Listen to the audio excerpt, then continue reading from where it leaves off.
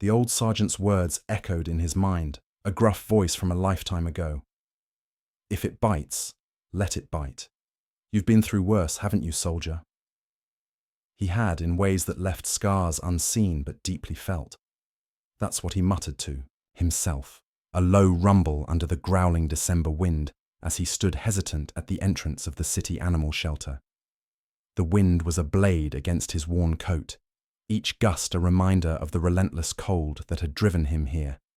He'd walked past this place twice already, the iron gate, a stark barrier between the biting street and the dubious warmth within. The sign above the door, a cartoon paw print, seemed to mock his hesitation. Finally, the lure of a dry bench and the phantom scent of hot coffee won out over pride and the gnawing in his belly. Even the pretense of looking for a dog was better than another hour in the unforgiving grip of the city. Inside, the air carried a mingled scent of disinfectant and wet fur, a strange comfort in its familiarity. The fluorescent lights hummed, casting a pale glow over rows of cages, each holding a hopeful, yearning set of eyes. The woman at the front desk, a sturdy figure with a name tag that read Marlene, didn't so much as twitch an eyebrow at his disheveled appearance. She offered a weary smile and a styrofoam cup, the contents lukewarm but welcome. "Take your time," she said, her voice a low, soothing balm. "Look around. Maybe someone will choose you." He wasn't looking to be chosen. He was just seeking a temporary respite from the cold, a moment of stillness in the chaos of his life. But then he saw him. In the farthest corner of the last pen, a tiny golden shape was curled in on itself, facing the cold concrete wall. He was no bigger than a rolled-up blanket, a mere whisper of a dog. While other dogs barked and leapt at the bars, desperate for attention, this one remained motionless, a statue of dejection. He knelt beside the pen, the cold seeping through the holes in his jeans, and tried a soft whistle. "Hey, buddy," he murmured, his voice rough from disuse. Max, the sign on the cage read, but the name felt too bright for the shadow within. The puppy didn't so much as twitch an ear. He tapped, gently on the wire, the sound swallowed by the din of the shelter. Still nothing. It was as if he'd built a fortress of silence around himself, a world where no one else was allowed entry. A wave of something unidentifiable washed over him. It wasn't pity, not exactly. He'd seen enough of that, both given and received. Maybe it was the way the pup's ribs hinted at the thinness beneath his fur, or the way his tail was tucked so tight it seemed fused to his body. Or maybe, just maybe, it was something familiar in those distant eyes. He'd seen that stillness before, in the hollowed gazes of villagers who'd witnessed horrors no child should ever know, in the vacant stare of a buddy who didn't make it home. He'd seen it in the mirror. The volunteer approached, her footsteps soft on the linoleum. She was a kind-faced woman, with silver threading through her hair and a practical green fleece vest. "That's Max," she said quietly, her voice barely audible above the barking. "He's not aggressive, just broken, I think. We believe he came from a hoarding situation. Didn't even know how to walk on a leash when he first got here." He continued to watch Max, a silent communication passing between them. "Mind if I sit with him for a while?" he asked, his gaze never leaving the small, golden form. The volunteer hesitated, a flicker of concern crossing her face. "You can go in if you want," she said, her voice laced with caution. "But don't expect much. He hasn't let anyone touch him. We're not even sure he knows we're here." He gave a short, humorless laugh. "I've been shot at," he said, the words carrying the weight of distant battles. "I think I can handle a little growl." The volunteer's lips twitched, a hint of a smile. She unlatched the gate, the metal clanging softly in the confined space, and held it open. He slipped inside, the gate closing behind him with a finality that echoed his own isolation. Max didn't so much as acknowledge his presence. He didn't move, didn't twitch, didn't even lift his head from where it rested on his paws. The man sat down slowly, cross-legged, a safe distance away. The concrete was cold and unforgiving beneath his thin jeans, but he barely registered the discomfort. It was still better than the hard reality of the streets. And so, they sat. Time seemed to slow within the confines of the pen. The cacophony of the shelter, the barking, the yelping, the constant foot traffic, faded into a distant hum. There was only the quiet breathing of the puppy and the man's own steady pulse. He didn't try to touch Max, didn't reach out a hand or offer a treat. He simply sat, a silent sentinel mirroring the pup's stillness. An hour passed, maybe 2. The light outside shifted, casting long shadows across the rows of cages. The shelter's activity began to wind down, the barking subsiding into occasional whimpers and soft sighs. The volunteer with the green fleece vest returned, her brow furrowed with a mixture of curiosity and concern. "He hasn't moved," she whispered, her voice barely breaking the silence. "Has he acknowledged you at all?"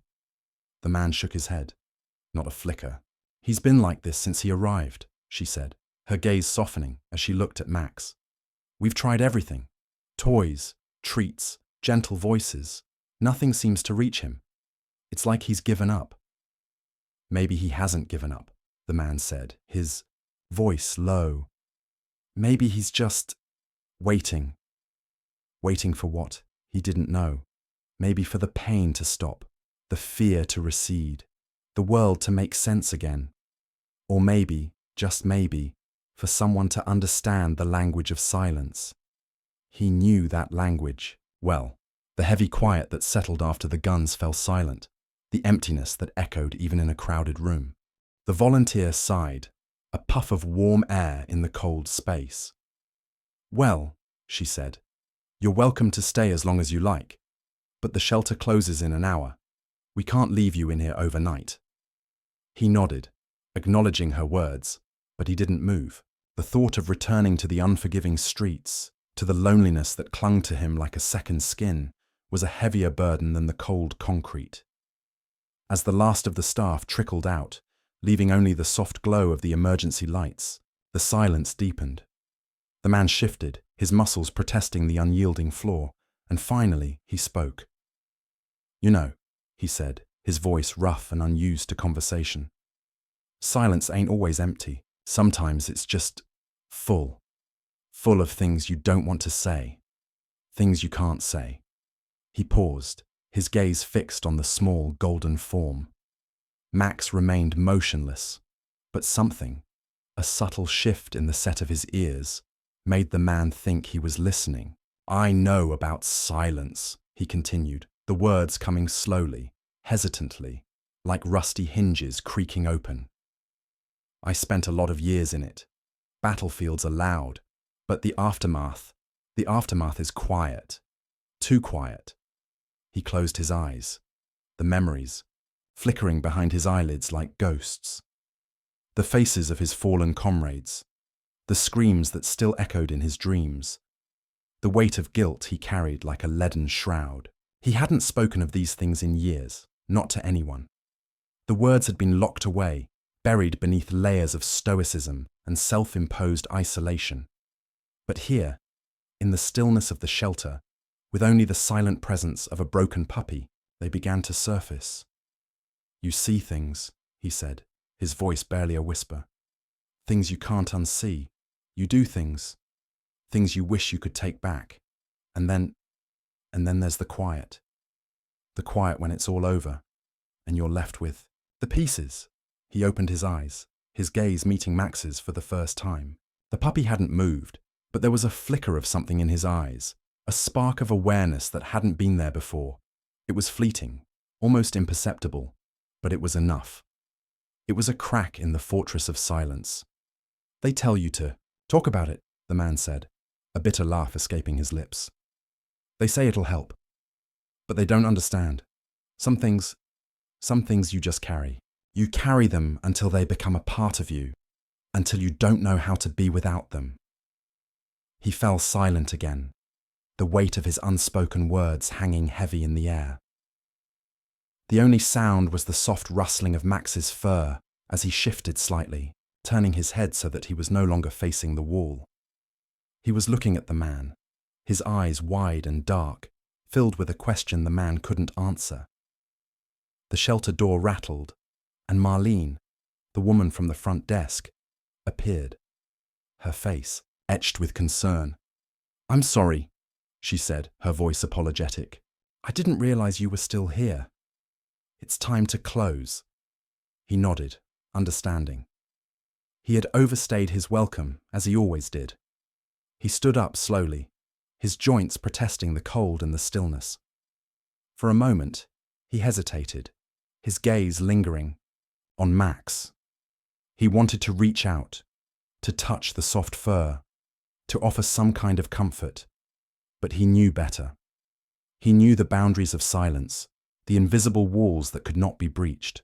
"I guess I should go," he said, his voice rough with a mixture of regret and resignation. He turned to leave, but then he heard it. A soft sound, barely audible above the hum of the emergency lights, a sound that made him stop in his tracks. It was a whimper. A tiny, fragile whimper, like a whisper of pain. It came from Max. He turned back, his heart pounding in his chest. Max was still looking at him, his body trembling slightly. The whimper came again, louder this time, a plaintive cry that seemed to tear at the man's soul. He didn't think, didn't hesitate. He crossed the small space between them and knelt beside the puppy. He reached out a hand, slowly, gently, and this time Max didn't flinch. He didn't pull away. He simply trembled, his eyes fixed on the man's face. The man's fingers brushed against the soft fur, and a jolt, like a spark of electricity, passed between them. It was a connection, fragile and tentative, but it was there. It was a break in the silence, a bridge built across the chasm of pain. He stroked Max's head, his touch feather-light, and the whimpers subsided. The puppy leaned into his hand, his small body trembling with a mixture of fear and something else, something akin to trust. "It's okay, buddy," the man murmured, his voice thick with emotion. "It's okay, I'm here." He didn't know why he said it, why he felt the need to offer comfort to a creature he barely knew. But in that moment, in the stillness of the shelter, with the weight of his own silence pressing down on him, it felt like the only thing he could say. It felt like the only truth he knew. Marlene watched from the doorway, her expression a mixture of surprise and something akin to hope. She'd seen countless interactions between humans and animals in her years at the shelter, but this was different. There was a raw vulnerability in the man's touch, a tenderness that seemed to bypass the puppy's defenses, and Max, in turn, had offered a flicker of trust, a fragile opening in his carefully constructed shell. I don't understand it," Marlene murmured, her voice barely audible. "He's never let anyone get this close." The man didn't look up. His focus was entirely on Max, his hand moving in slow, rhythmic strokes along the puppy's back. "Maybe he just needed someone to be quiet with him," he said, his voice rough but gentle. "Someone who understands the language of broken things." Marlene nodded slowly, her eyes searching the man's face. She saw the lines etched by hardship, the weariness that clung to him like a shadow. But she also saw something else, a depth of compassion, a quiet strength that resonated with the wounded creature beneath his hand. "You know," she said, her voice hesitant, "we're always looking for volunteers, someone to spend time with the more difficult cases. We don't have the staff to give them the attention they need." The man paused, his hand still resting on Max. He hadn't considered the possibility of staying, of having a reason to return to this place of warmth and quiet companionship. The streets offered only solitude and the constant struggle for survival. Here, there was a sense of purpose, a connection, however fragile, to another living being. I don't know," he said, his gaze shifting from Max to Marlene. "I don't have much to offer." Marlene smiled, a genuine warmth spreading across her face. You have yourself, she said softly. And right now, that seems to be enough for him. She left them then, closing the door quietly behind her, leaving the man and the puppy alone in the soft glow of the emergency lights. The silence returned, but it was a different silence now, filled with a tentative connection, a fragile understanding. The man continued to stroke Max, his touch growing bolder, more confident. He explored the contours of the puppy's small body, feeling the delicate bones beneath the soft fur, the rapid beat of his heart against his ribs. Max trembled, but he didn't pull away. He seemed to draw comfort from the man's touch, a silent reassurance in the midst of his fear. As the night deepened, the man found himself talking to Max, his voice low and soothing. He spoke of things he hadn't spoken of in years, of the camaraderie of his fellow soldiers, the beauty of the landscapes he'd seen, the horrors he'd witnessed. He spoke of his loneliness, his struggles with nightmares and flashbacks, the feeling of being lost and adrift in a world that no longer made sense. He didn't expect Max to understand, but the act of speaking, of voicing the burdens he carried, was a release in itself. It was like opening a valve, allowing the pressure to escape, easing the tightness in his chest. And Max listened, his eyes fixed on the man's face, his small body pressed close, offering a silent presence that was both comforting and profound. Eventually, exhaustion overtook them both. The man shifted, easing Max onto his lap, and the puppy curled into a tight ball, his head resting against the man's chest. The man wrapped his arms around him, a protective gesture born of instinct and a burgeoning affection. He closed his eyes, the warmth of Max's body seeping into his own, and for the first time in a long time, he felt a sense of peace. He slept, fitfully, his dreams haunted by the echoes of war and the shadows of the streets. But even in the midst of the nightmares, there was a flicker of warmth, a grounding presence in the small, fragile life cradled in his arms. When he awoke, the first rays of dawn were filtering through the shelter windows, casting a pale light on the rows of empty cages. Max was still nestled against him, his breathing soft and even. The man stirred, his muscles stiff and sore from sleeping on the hard floor. But he didn't want to move. He wanted to hold on to this moment of quiet connection, this unexpected solace he had found in the company of a broken puppy. Marlene arrived soon after, her footsteps light and her smile warm.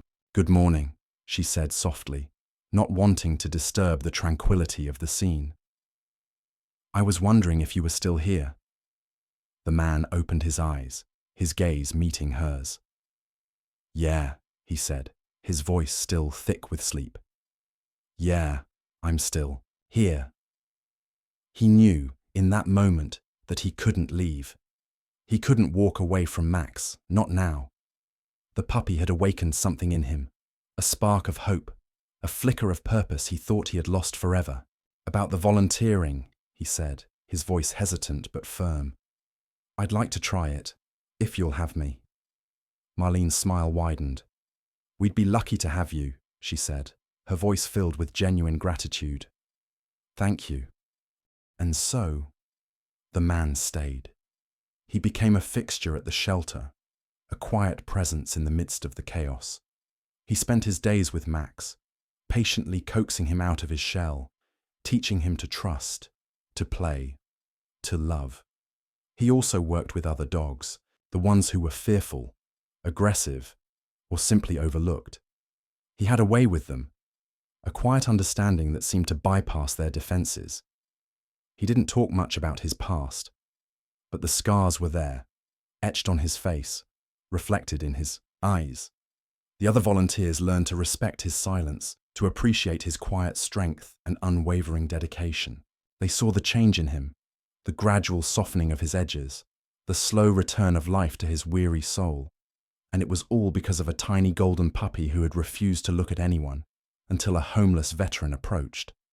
The man settled into a routine at the shelter. He arrived early, before the doors officially opened, and made his way to Max's pen. He'd bring a small warm blanket with him, the only possession he seemed to truly cherish, and spread it on the floor. Max would greet him with a tentative wag of his tail, a small but significant gesture that filled the man with a quiet sense of accomplishment. They'd spend the mornings together, the man patiently working with Max, teaching him basic commands, introducing him to toys, and simply being present, a constant source of calm in the puppy's world. Max, in turn, began to blossom. His eyes lost their haunted look, replaced by a spark of curiosity and playful energy. He learned to chase a ball, to fetch a stick, to snuggle close to the man for warmth and comfort. The other volunteers watched in amazement as the transformation unfolded. They had all but given up on Max, convinced that his spirit was irreparably broken. But the man, with his quiet patience and unwavering presence, had somehow reached through the barriers of fear and trauma and drawn the puppy back into the world. During the afternoons, the man would help with other tasks around the shelter. He cleaned kennels, walked dogs, and assisted with feeding. He was a hard worker, methodical and efficient, but he remained largely silent, preferring the company of the animals to the chatter of humans. Marlene, however, sensed a story beneath his quiet exterior. She saw the way his eyes would sometimes darken, the way his hands would clench involuntarily, the way he would flinch at sudden loud noises. She knew he was a veteran. That much was obvious from his bearing and the faded tattoo on his forearm. But she sensed that his wounds went deeper than any physical injury. One afternoon, as he was cleaning Max's pen, Marlene approached him, a gentle smile on her face. "He's doing so well," she said, her voice soft. "It's amazing to see the change in him." The man nodded, his gaze fixed on Max, who was chasing his tail in a dizzying circle.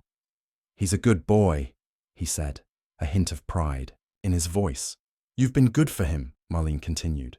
"We all appreciate everything you're doing, but I'm also a little worried about you." The man paused, his hand still holding the cleaning brush. He turned to face her, his expression guarded. "Worried? You seem lost," Marlene said, her voice gentle. "Like you're carrying a heavy burden. We're here for you too, you know. If you ever want to talk." The man's jaw tightened. "There's nothing to talk about," he said, his voice flat. "I'm fine." Marlene sighed softly.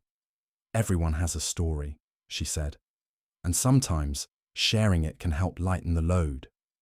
He turned away, resuming his cleaning. "My story's not important," he said, his voice dismissive. "It's in the past." But the past had a way of clinging, of seeping into the present, of coloring every interaction and shaping every decision. The man carried his past with him like a ghost, a constant companion that whispered reminders of loss and pain. That night, the nightmares returned with a vengeance. He tossed and turned on the thin cot in the small room Marlene had offered him. At the back of the shelter, his body slick with sweat, his mind trapped in the horrors of war. He saw the faces of his fallen comrades, heard the screams of the wounded, felt the weight of the gun in his hand. He woke with a gasp, his heart pounding in his chest, the darkness of the room pressing in on him like a shroud. He sat up, his body trembling, and ran a hand through his hair, trying to ground himself in the present. But the present offered little comfort. The silence of the shelter was a stark contrast to the chaos of his dreams, a reminder of the emptiness that had become his constant companion. He got out of bed and walked to the door, his bare feet silent on the cold floor. He needed air, needed to escape the suffocating confines of the room. He slipped out of the shelter and into the night, the cold air a shock to his system. He walked aimlessly through the deserted streets, the city lights blurring through the haze of his memories. He found himself drawn to the river, the same river that flowed behind the shelter, its dark waters reflecting the faint glow of the moon. He sat on a bench overlooking the river, the cold seeping into his bones, but he barely noticed. He was lost in the labyrinth of his mind, reliving the battles, the losses, the moments of terror and despair. Suddenly, he felt a warm presence beside him. He turned to see Max, his golden fur gleaming in the moonlight, his tail wagging tentatively. The puppy had followed him, his small body a silent offering of comfort. The man reached out and pulled Max onto his lap, his hands trembling as he stroked the soft fur. He didn't speak, didn't try to explain the darkness that consumed him. He simply held the puppy close, drawing strength from his warmth and unwavering presence. And in the silence of the night, by the banks of the river, the man found a flicker of solace, a moment of peace in the midst of his turmoil. The past may have haunted him, but the present offered a lifeline, a fragile connection to a creature who had seen his pain and offered unconditional love in return. The bond between the man and Max deepened with each passing day. It was a silent, understanding, a connection forged in shared solitude and nurtured by unwavering presence. Max became the man's shadow, following him everywhere he went within the shelter, his tail wagging with increasing enthusiasm whenever their eyes met.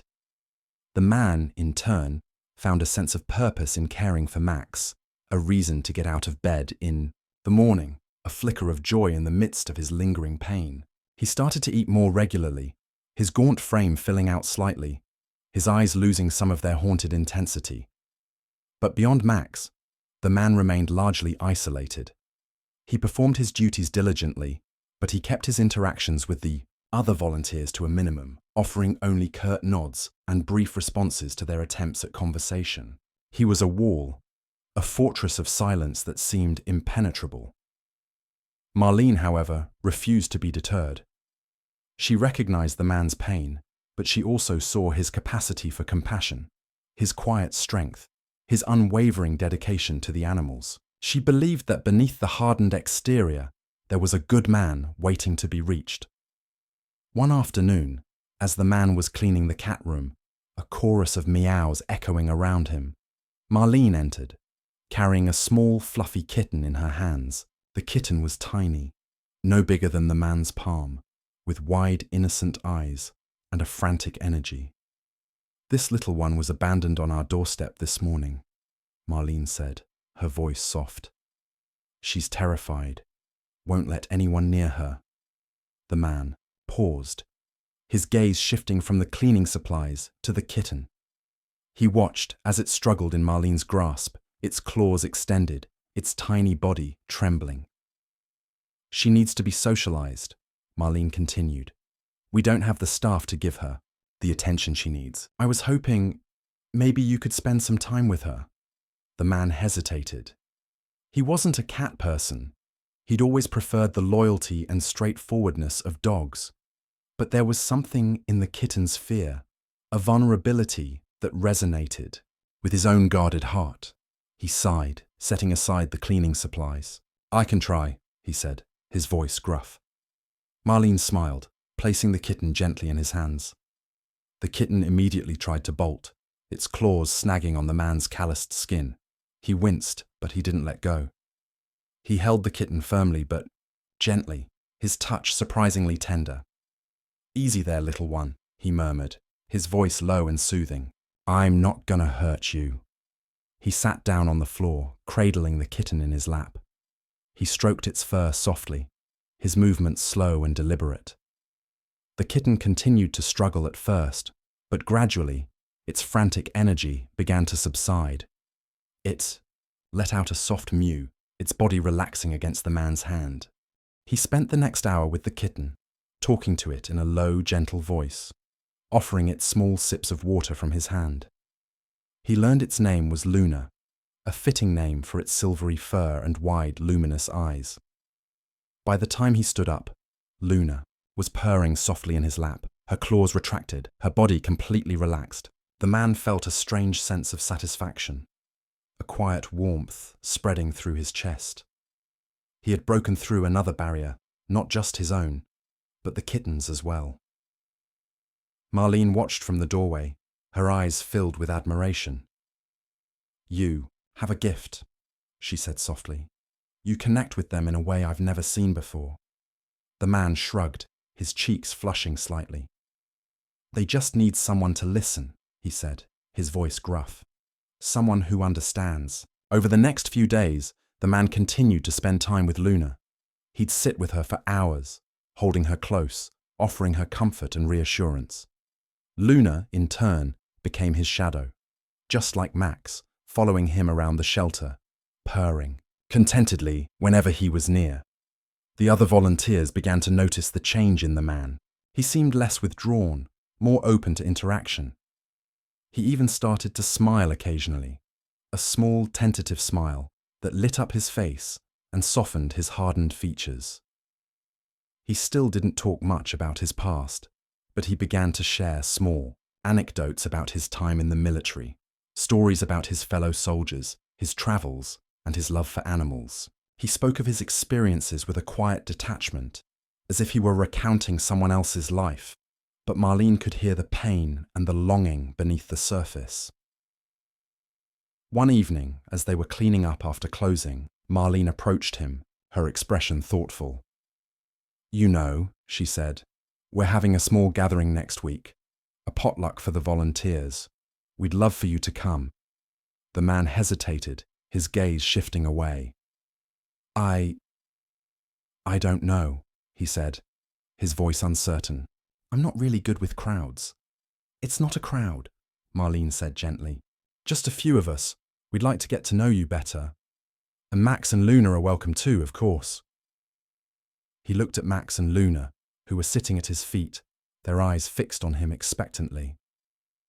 He thought of the warmth and companionship he had found at the shelter, the sense of belonging he had started to feel. He took a deep breath.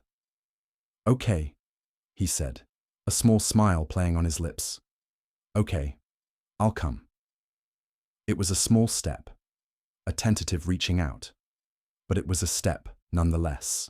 The man was beginning to build bridges, to connect with the world around him, to let go of the isolation that had defined him for so long. And it was all thanks to a golden puppy who had refused to look at anyone, until a homeless veteran approached, and a tiny kitten who had found solace in his calloused hands. The day of the potluck arrived, and the man felt a flutter of unease in his stomach. It had been years since he'd been in a social setting, surrounded by people he didn't know well. The thought of making small talk, of forcing himself to smile and engage, filled him with a familiar sense of dread. But he had given his word, and he knew that Marlene and the other volunteers had gone out of their way to make him feel welcome. And, perhaps more importantly, Max and Luna seemed excited by the prospect of an outing, their tails wagging with anticipation whenever he mentioned the gathering. So he took a deep breath, put on the cleanest clothes he could find, and made his way to the shelter's small break room, Max and Luna trotting happily at his heels. The room was filled with the aroma of various dishes, a mix of savoury and sweet that made his stomach rumble. The other volunteers were already there, chatting and laughing, their faces bright with anticipation. Marlene greeted him with a warm smile. "You made it!" she exclaimed, her voice filled with genuine pleasure. "We're so glad you came." She introduced him to the others, their names a blur in his mind. There was Sarah, a bubbly young woman with a passion for rescuing senior dogs. David, a quiet, thoughtful man who specialized in training aggressive breeds. And Emily, a kind-hearted teenager who volunteered after school. They welcomed him with open arms, their acceptance genuine and unforced. They didn't pry into his past, didn't ask him intrusive questions. They simply accepted him for who he was in the present. A quiet, dedicated man with a remarkable connection to animals. Max and Luna were an instant hit, weaving through the crowd, charming everyone with their playful antics.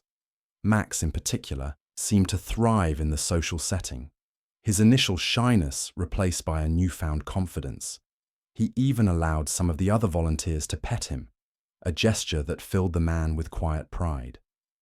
The man found himself drawn into conversations, sharing stories about Max and Luna, offering his insights on animal behavior, and even cracking a few jokes, his gruff voice softened by a hint of amusement. He ate his fill of the delicious food, savoring the flavors and the warmth of the company. He realized how long it had been since he had shared a meal with others, how much he had missed the simple act of breaking bread together. As the evening progressed, the atmosphere became more relaxed and intimate. The volunteers shared stories about their lives, their families, their dreams. They laughed, they cried, they offered each other support and encouragement. The man listened quietly, absorbing the sense of community, the feeling of belonging that permeated the room.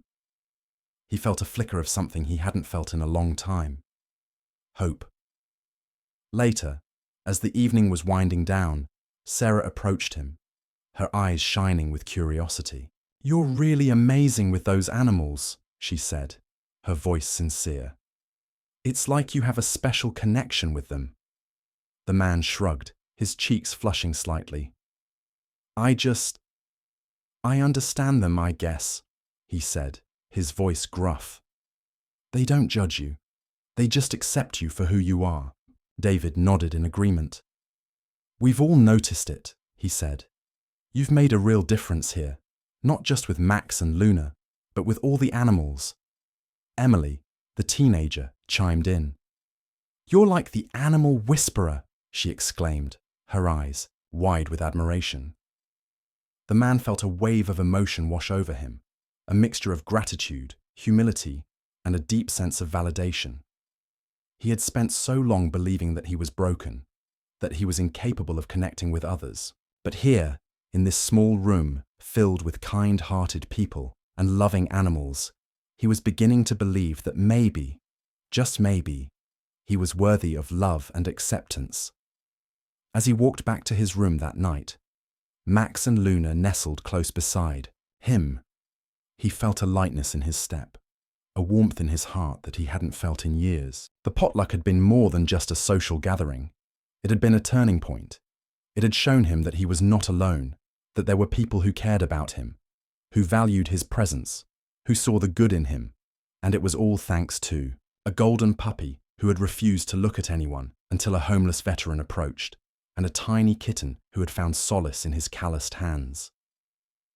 The weeks that followed the potluck were filled with a sense of quiet contentment for the man. He continued his routine at the shelter, caring for Max, Luna, and the other animals, finding solace in their unwavering affection and purpose in his work.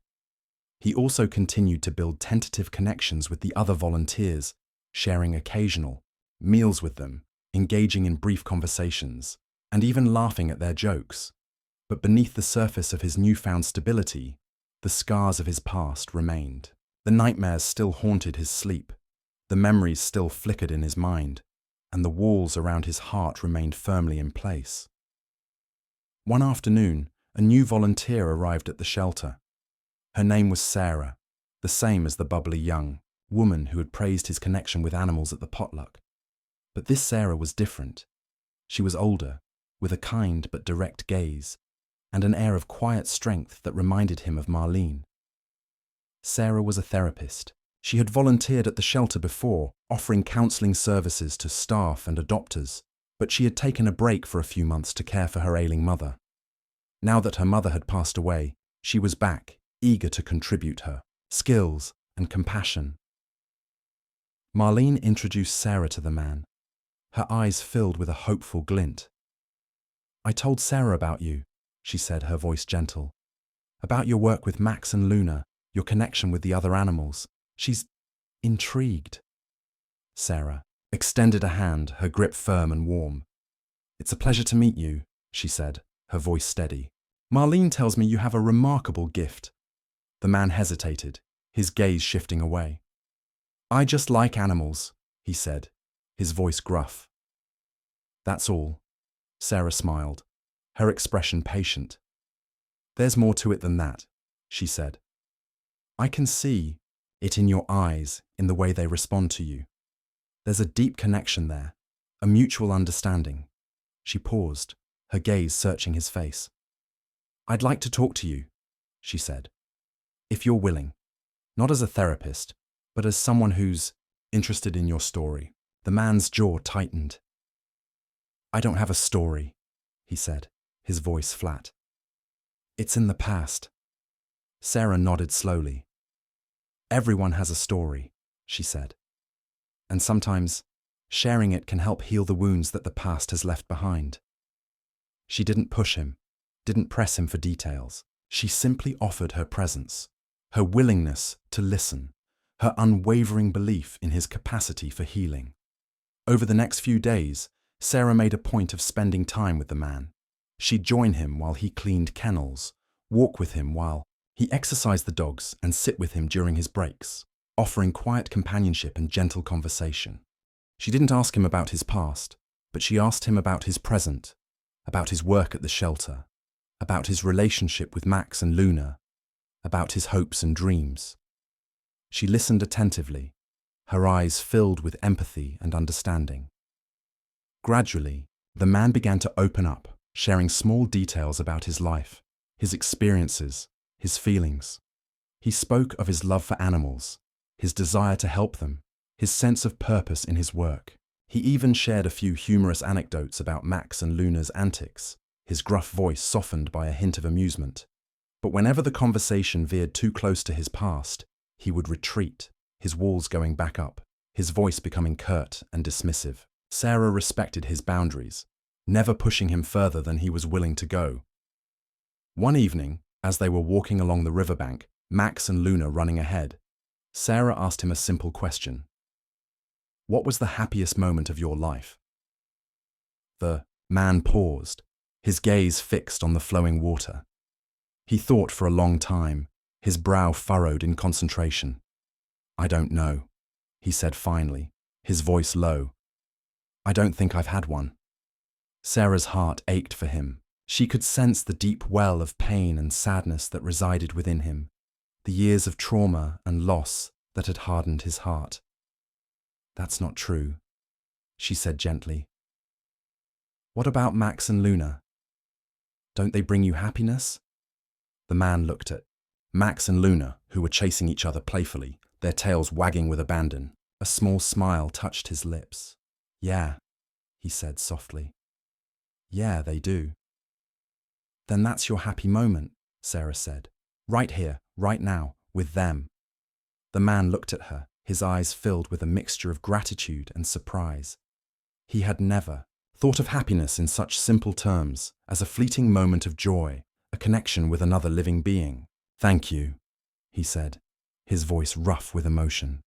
For everything. Sarah smiled, her gaze warm and encouraging. You're welcome, she said. And remember, your story is important. It deserves to be told, when you're ready.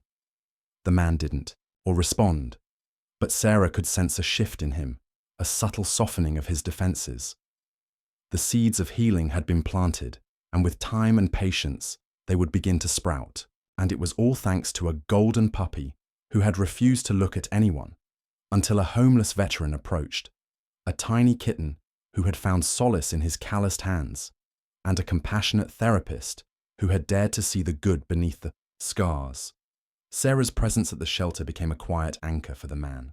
He found himself seeking out her company, drawn to her calm demeanor and the genuine warmth in her eyes. He still hesitated to delve into the darker corners of his past, but he found a measure of comfort in sharing the lighter fragments. The stories of camaraderie and resilience that had punctuated the hardships. One afternoon, Sarah found him sitting by the riverbank, Max dozing at his feet and Luna perched on his lap, purring contentedly. The setting sun cast long shadows across the water, painting the sky in hues of orange and purple. It's beautiful here, Sarah said softly, sitting down beside him. The man nodded, his gaze fixed on the river. It's peaceful, he murmured.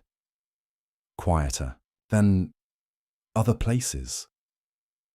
Sarah waited patiently, sensing the unspoken words hanging in the air.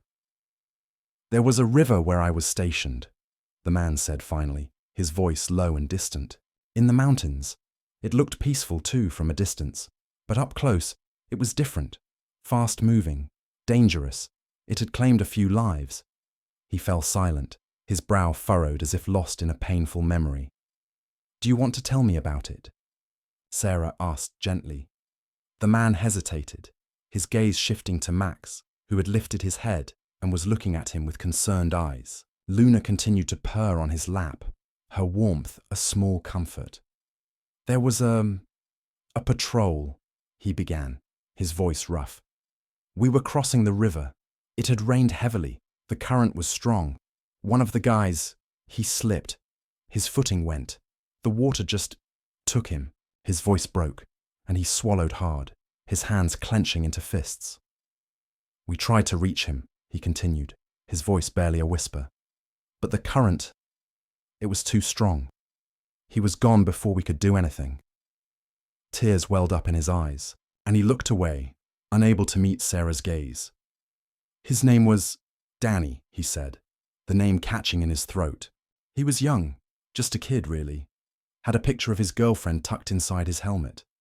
Sarah placed a hand gently on his arm, her touch offering silent support. "It wasn't your fault," she said softly. "You did everything you could." The man shook his head, his eyes filled with a deep sense of guilt. "I was supposed to be watching him," he said. "I was the one who told him to cross there." "You were a team," Sarah said. "You were all facing the same dangers. You couldn't have predicted what would happen." "But I should have," the man insisted, his voice filled with anguish. "I should have seen the danger. I should have done something." He buried his face in his hands, his body shaking with suppressed sobs. Max whined softly and nudged his hand with his nose. Luna stretched out and licked his cheek. Sarah remained silent, allowing him to grieve, to release the pain he had carried for so long. She knew that the process of healing was not linear, that there would be moments of intense pain and overwhelming guilt. Her role was simply to be present, to offer support, and to remind him that he was not alone. After a while, the man's sobs subsided. He lifted his head, his face streaked with tears, his eyes filled with a raw vulnerability that Sarah had not seen before. "I still see his face sometimes," he said, his voice hoarse. "In my dreams, he's always reaching out, calling my name." "Those are the wounds of war," Sarah said gently. "They run deep, but they can heal. You don't have to carry this burden alone anymore." The man looked at her, his eyes searching hers. "But how?" he asked, his voice filled with despair. "How do you let go of something like that?" "You don't let go," Sarah said. "You learn to carry it differently. You learn to integrate it into your story, to find meaning in the pain. And you allow yourself to feel the love and connection that surrounds you now." She gestured to Max and Luna, who were now nuzzling against him, their presence a tangible reminder of the healing power of love and companionship. "They see you," Sarah said. "They see the good in you. They don't care about your past. They only care about the love you give them." The man looked at Max and Luna, their eyes filled with unwavering affection. He reached out and stroked their fur, his touch gentle and tender. "You're right," he murmured. "They do." In that moment, by the banks of the river, with the setting sun casting a warm glow around them, the man felt a flicker of hope ignite within his heart. The memories of the past would always be a part of him, but they no longer had to define him. He had found a reason to keep going, a connection to the present, and a glimmer of possibility for the future. And it was all thanks to a golden puppy who had refused to look at anyone until a homeless veteran approached, a tiny kitten who had found solace in his calloused hands, and a compassionate therapist who had helped him unearth the buried memories of his heart. The man's conversations with Sarah became a regular part of his routine. He found himself drawn to her quiet strength and unwavering compassion, her ability to listen without judgment and offer support without pressure. With each passing day, the walls around his heart began to crumble, allowing glimpses of the pain and vulnerability he had kept hidden for so long. One evening, after the shelter had closed and the other volunteers had gone home, Sarah found him in the break room, staring out the window at the darkening sky. Max and Luna were curled up at his feet, their presence a comforting weight. "You seem thoughtful," Sarah said softly, entering the room. The man turned, a weary smile touching his lips. "Just Remembering, he said, his voice low. Remembering. What? Sarah asked gently. He hesitated, his gaze shifting away. Things I'd rather forget, he murmured. Sarah sat down beside him, her presence quiet and supportive. Sometimes the things we try to forget are the things we need to remember the most, she said. The man sighed, running a hand through his hair. It's not easy, he said, to talk about it. It's like opening a wound, letting the pain out, again. But sometimes, letting the pain out is the only way to heal, Sarah said. To allow it to surface, to acknowledge it, and to begin the process of moving forward. He looked at her, his eyes filled with a mixture of fear and longing. I don't know if I can, he said. The memories, they're so vivid, so real. It's like I'm reliving it all over again. I understand, Sarah said, but you're not alone. I'm here to listen, to support you, to help you carry the weight. He took a deep breath, his hands trembling slightly. There was another time. He began, his voice barely a whisper. Another river. Sarah's heart quickened. She sensed that this memory was particularly painful, a deep wound that had festered for years. It was during a firefight, the man continued, his voice rough. We were pinned down, taking heavy fire. One of our guys, he was hit. Badly. He paused, his throat tightening. He was screaming, he said, his voice filled with anguish. Screaming for help. But we couldn't reach him. We were trapped. Tears welled up in his eyes, and he looked away, unable to meet Sarah's gaze. He died, he said, his voice breaking. Right there, in front of us, and we couldn't do anything to save him. He buried his face in his hands, his body shaking with suppressed sobs. Max whined softly and nudged his hand with his nose. Luna stretched out and licked his cheek. Sarah remained silent, allowing him to grieve, to release the pain he had carried for so long. She knew that this was a pivotal moment, a turning point in his healing process. After a while, the man's sobs subsided. He lifted his head, his face streaked with tears, his eyes filled with a raw vulnerability that was both heartbreaking and courageous. I still hear his screams sometimes, he said, his voice hoarse. In the silence, they haunt me. I know, Sarah said gently, but you're not there anymore. You're here, with me, with Max and Luna. You're safe. He looked at Max and Luna, their eyes filled with unwavering affection. He reached out and stroked their fur, his touch gentle and tender. They help, he murmured.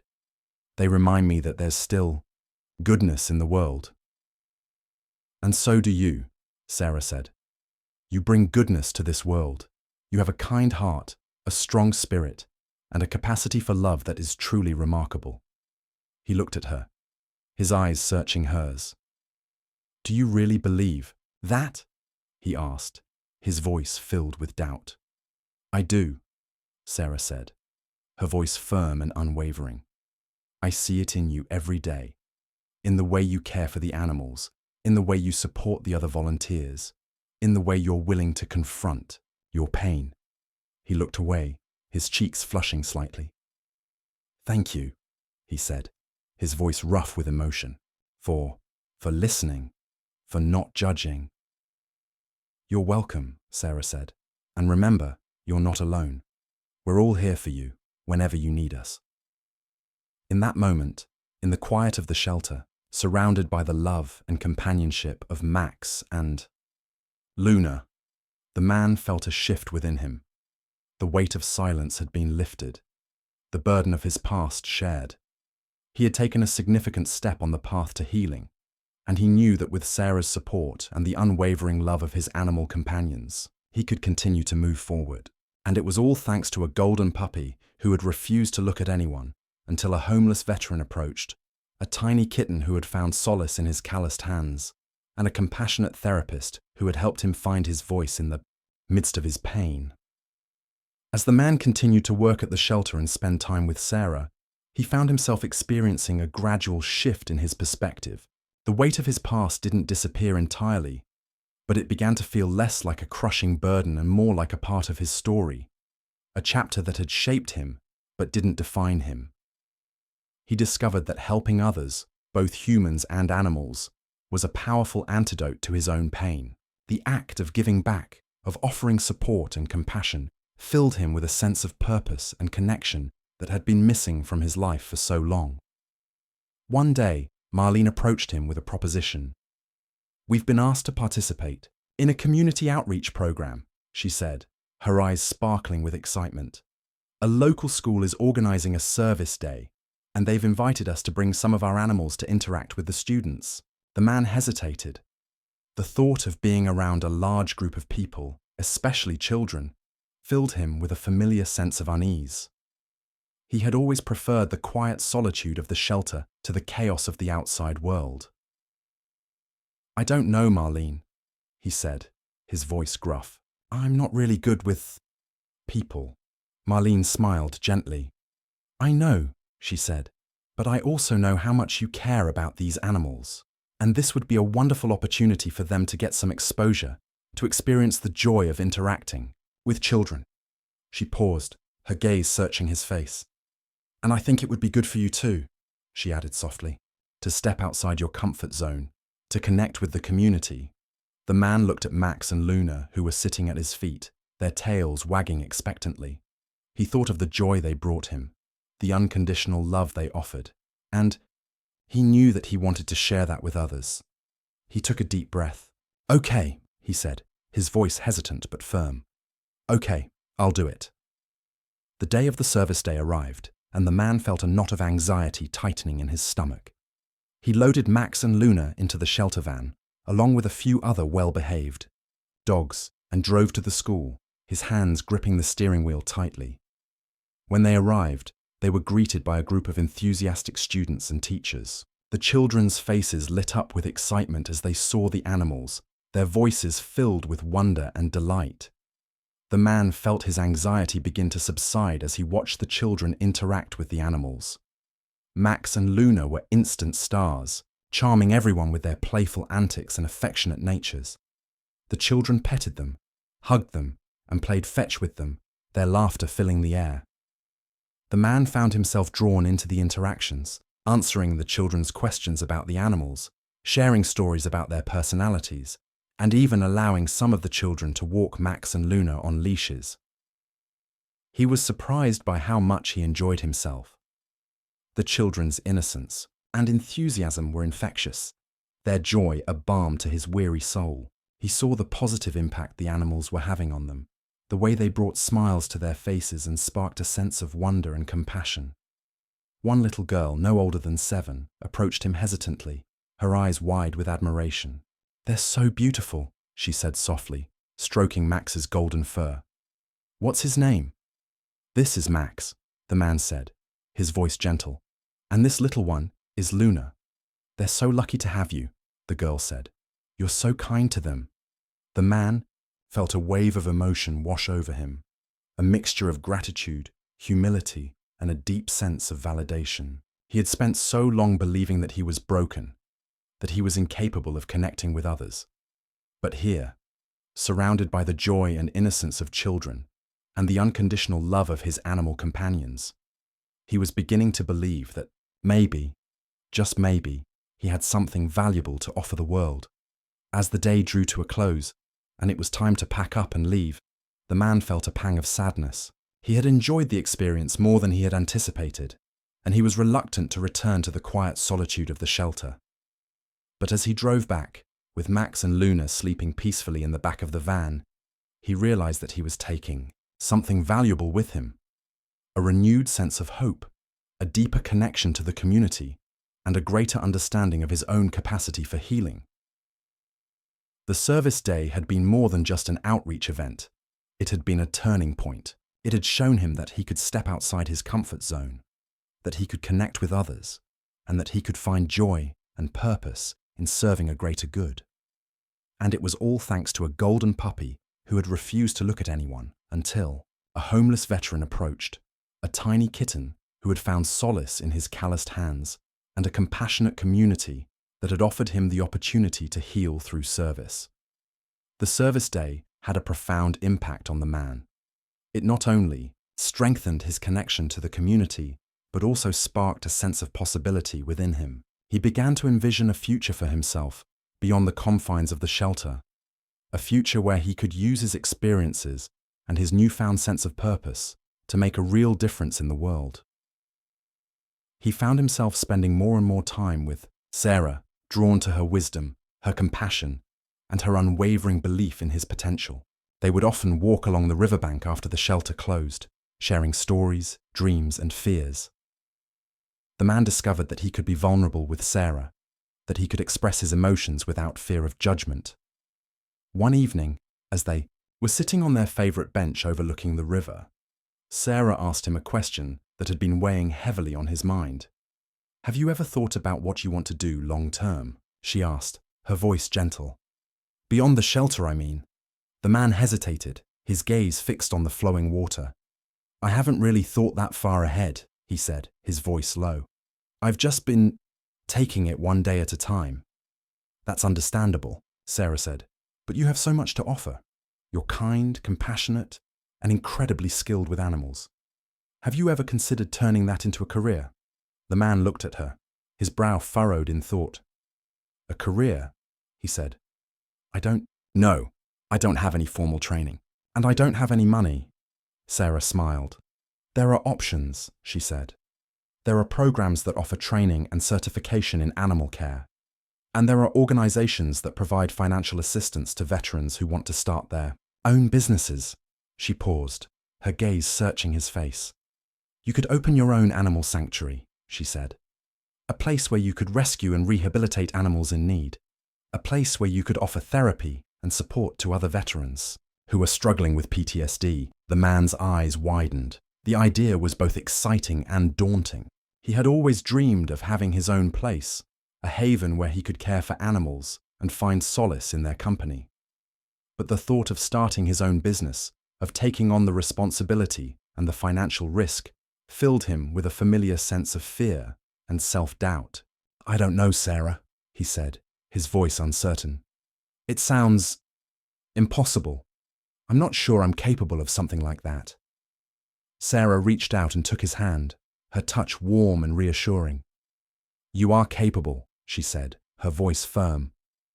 "I believe in you, and I'm willing to help you in any way I can." Her words filled him with a surge of hope and gratitude. He had never had anyone believe in him so wholeheartedly, so unconditionally. "Thank you," he said, his voice thick with emotion. "That means more than you know." Over the next few weeks, the man began to seriously consider Sarah's suggestion. He researched animal care programs, contacted organizations that offered assistance to veteran entrepreneurs, and even started sketching out plans for his dream sanctuary.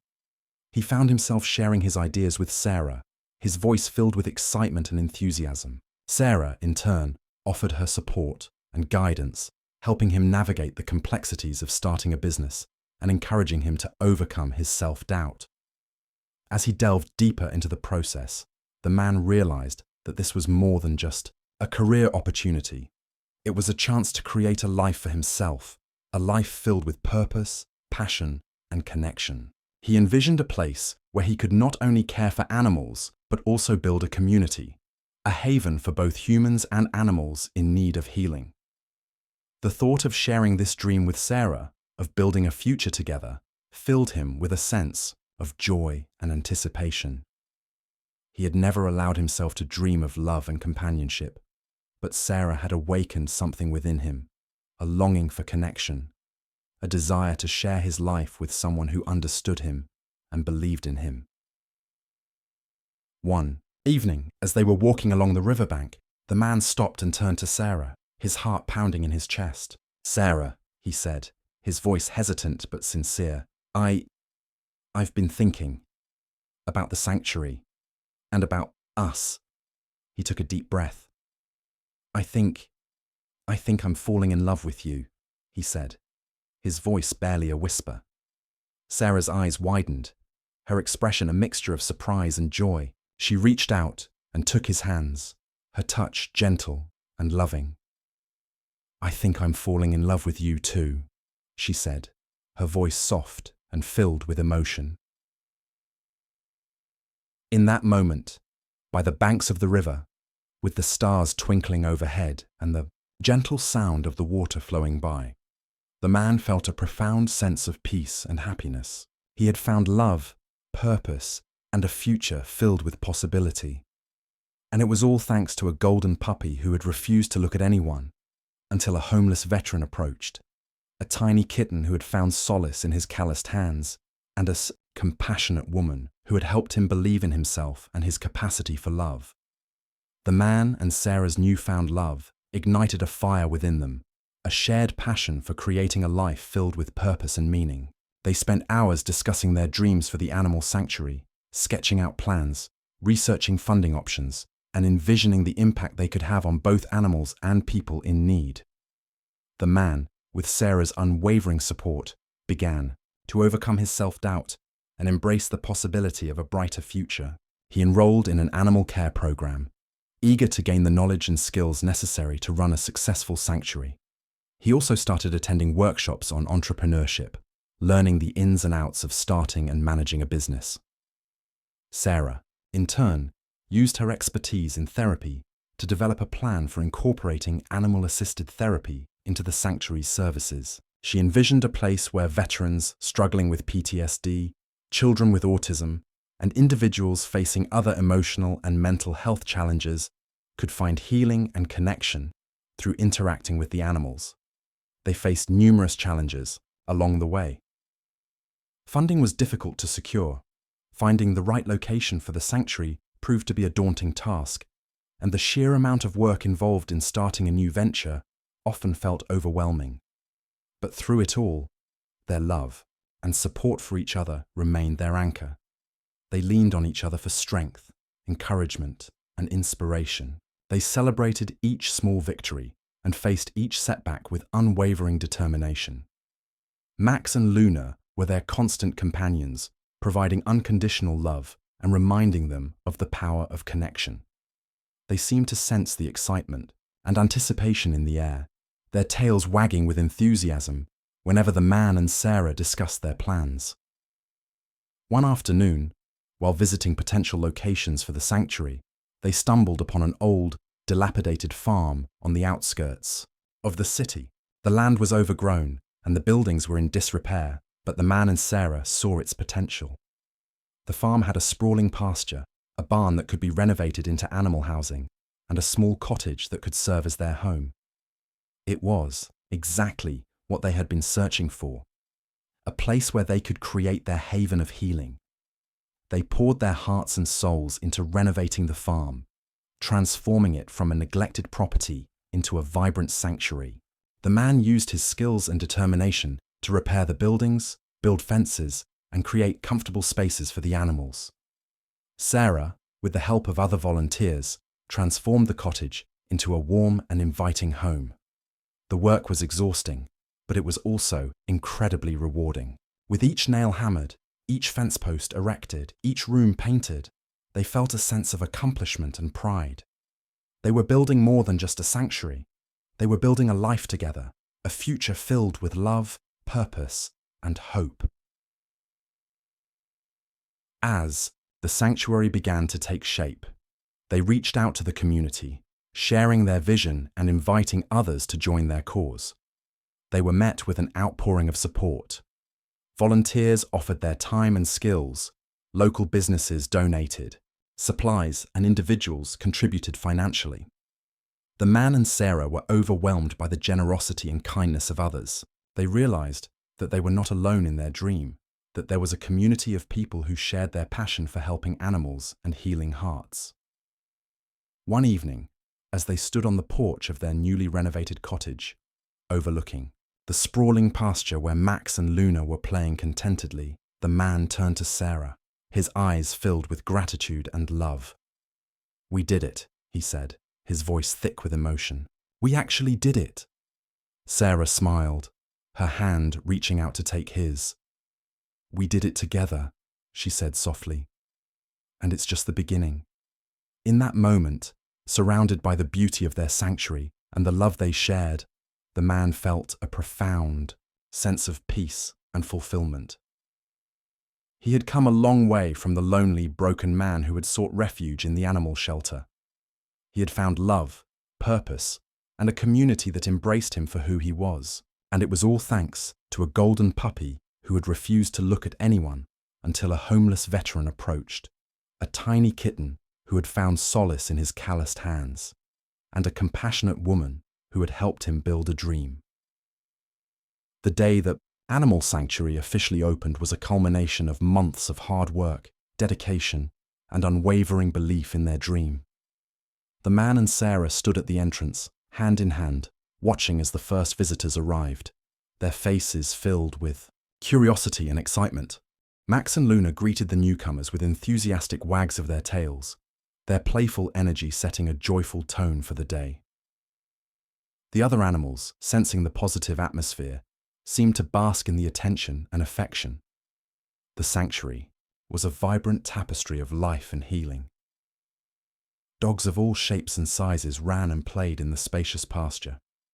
Cats lounged in sun-drenched rooms, and rescued farm animals grazed peacefully in their enclosures. Visitors were drawn to the sanctuary's warmth and compassion.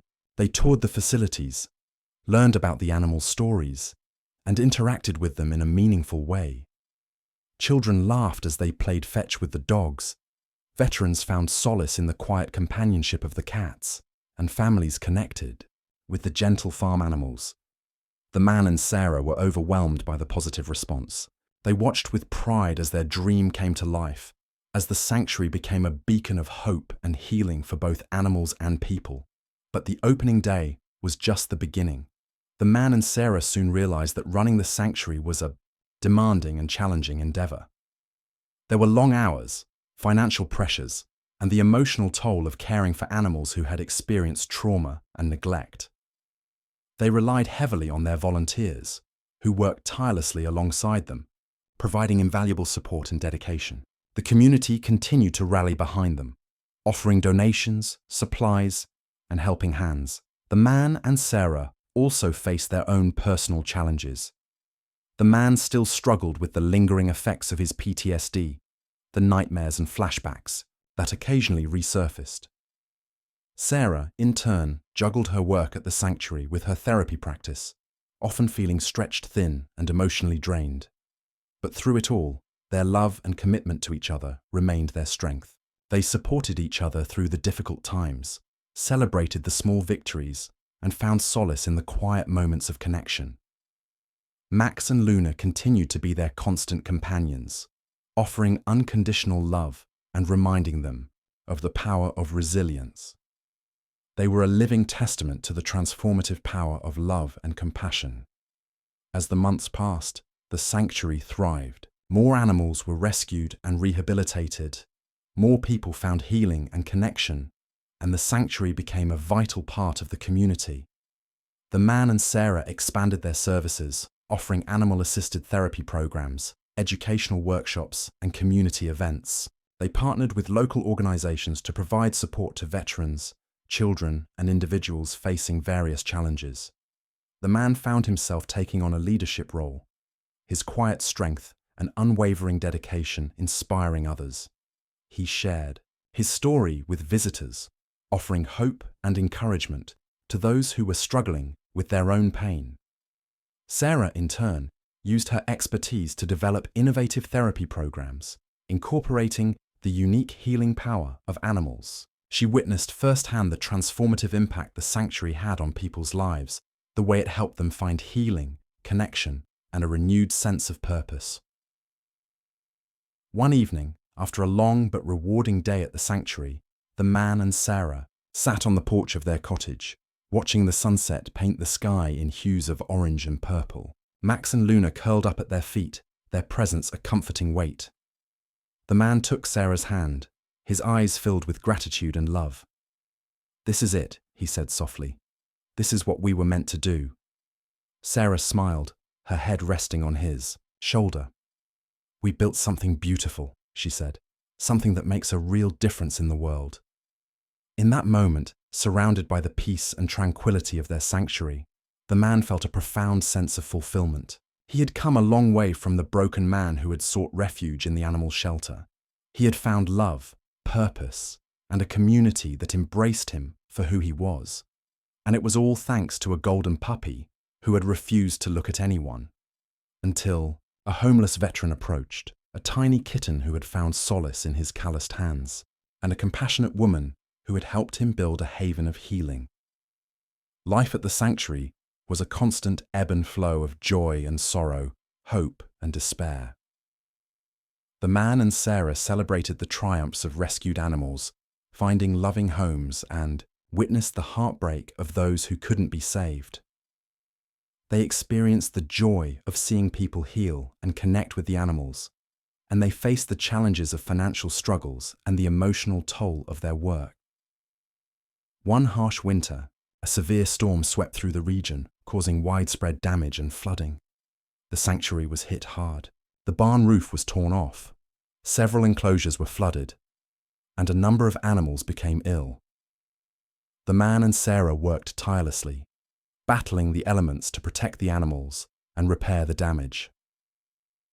They were exhausted, both physically and emotionally, but they refused to give up.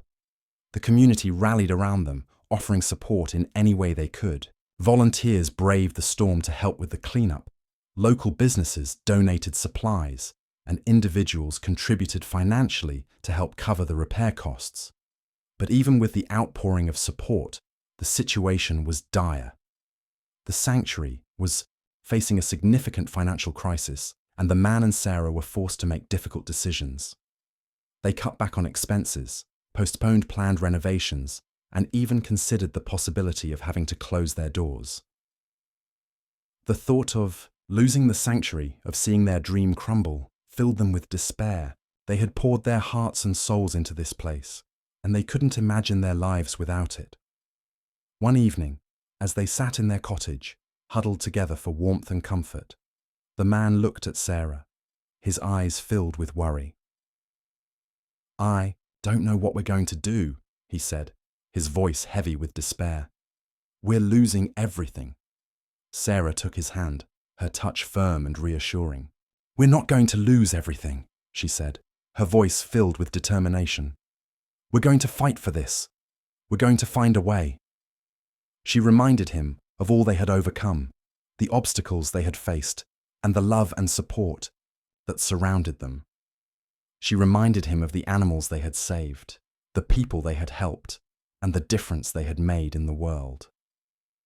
Her words ignited a spark of hope within him. He realized that they were not alone, that they had a community that believed in them, a love that sustained them, and a purpose that drove them forward. They decided to organize a fundraising event, a Save Our Sanctuary campaign, to raise the necessary funds to keep the sanctuary afloat. They reached out to their supporters, shared their story, and appealed to the community for help. The response was overwhelming. People from all walks of life came together to support the sanctuary. They organized bake sales, auctions, and concerts. They donated their time, their talents, and their resources. The fundraising event was a huge success. The community rallied behind the sanctuary, demonstrating their unwavering belief in its mission and their love for the animals and the people it served. The man and Sarah were deeply moved by the outpouring of support. They realized that the sanctuary was more than just a place. It was a symbol of hope, a testament to the power of community, and a reflection of the love and compassion that bound them all together. With the funds raised, they were able to repair the damage, cover their expenses, and secure the future of the sanctuary. The crisis had tested their resilience, but it had also strengthened their bond and deepened their commitment to their shared dream. As they stood on the porch of their cottage, watching the animals play in the restored pastures, the man turned to Sarah, his eyes filled with gratitude and love. "We did it," he said, his voice thick with emotion. "We saved it." Sarah smiled, her head resting on his shoulder. "We did it together," she said softly. And we're going to keep building, keep growing, keep making a difference. In that moment, surrounded by the love of their community and the resilience of their sanctuary, the man felt a profound sense of gratitude and hope.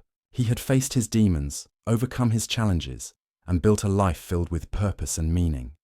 And it was all thanks to a golden puppy who had refused to look at anyone, until a homeless veteran approached, a tiny kitten who had found solace in his calloused hands, and a compassionate woman who had helped him build a haven of healing that had weathered the storm. Years passed, and the animal sanctuary continued to flourish.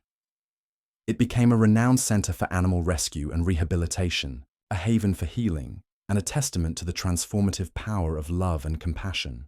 The man and Sarah's love deepened with each passing year, their bond strengthened by shared purpose, mutual respect, and unwavering support. They built a life together filled with joy, challenges, and the profound satisfaction of making a difference in the world. Max and Luna grew old gracefully, their presence a constant source of comfort and affection. They remained inseparable, their playful energy mellowing into a gentle wisdom that seemed to touch everyone they met. The man and Sarah expanded the sanctuary's services, establishing a veterinary clinic, a training center, and a community outreach program. They partnered with other organizations to address the root causes of animal neglect and homelessness, advocating for animal welfare and promoting responsible pet ownership. The sanctuary became a hub for the community, hosting events, workshops, and educational programs. It was a place where people of all ages and backgrounds came together to celebrate their love for animals and their commitment to creating a more compassionate world. The man, once a broken and isolated soul, emerged as a respected leader and advocate. He shared his story with vulnerability and courage, inspiring others to overcome their challenges and embrace their potential. He became a symbol of hope and resilience, a living example of the transformative power of love and purpose. Sarah, a compassionate therapist, continued to develop innovative animal-assisted therapy programs, witnessing firsthand the profound impact animals had on people's emotional and mental well-being. She published research, trained other therapists, and became a leading voice in the field. The sanctuary thrived not only because of the man and Sarah's dedication, but also because of the unwavering support of their community. Volunteers, donors, and visitors became a part of the sanctuary's family, sharing their time, talents, and resources to ensure its continued success. One sunny afternoon, as the man and Sarah strolled through the sanctuary hand in hand, they paused to admire the vibrant scene around them. Dogs played in the pasture, cats lounged in the sun, and people connected with the animals, their faces filled with joy and peace. The man turned to Sarah, his eyes filled with gratitude and love. "Look at what we've built," he said softly. "Look at the difference we've made." Sarah smiled, her head resting on his shoulder. "We built a legacy of hope," she said. "A legacy that will continue to inspire and heal for generations to come." As they stood there, surrounded by the love and laughter of their sanctuary, the man felt a profound sense of fulfillment. He had come a long way from the lonely, broken man who had sought refuge in the animal shelter. He had found love, purpose, and a community that embraced him for who he was. And it was all thanks to a golden puppy who had refused to look at anyone until a homeless veteran approached, a tiny kitten who had found solace in his calloused hands, and a compassionate woman who had helped him build a haven of healing that had become his life's greatest purpose and joy. The story of the man, the puppy, the kitten, and the sanctuary became a legend, a testament to the enduring power of hope, healing, and the transformative love between humans and animals. It was a story that continued to inspire and touch the hearts of all who encountered it, a reminder that even in the darkest of times, love and compassion can prevail, and that even the most broken souls can find healing and purpose in the most unexpected of places.